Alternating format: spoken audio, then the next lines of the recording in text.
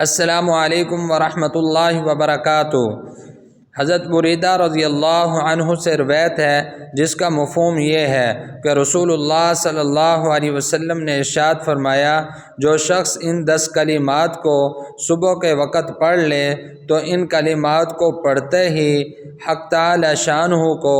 اس کے حق میں کافی پائے گا، اور ان کلمات کو پڑھنے پر حق تعالی شانہ کو اجر و ثواب دیتے ہوئے پائے گا۔ وہ کلمات یہ ہیں: حسبی اللہ لدینی، حسبی اللہ لما اہمنی، حسبی اللہ لمن بغى علی، حسبی اللہ لمن حسدنی، حسبی اللہ لمن کادنی بسوء، حسبی اللہ عند الموت، حسبی اللہ عند المسألة فی القبر، حسبی اللہ عند المیزان، حسبی اللہ عند الصراط، حسبی اللہ لا الہ الا هو علیہ توکلت و الیہ انیب۔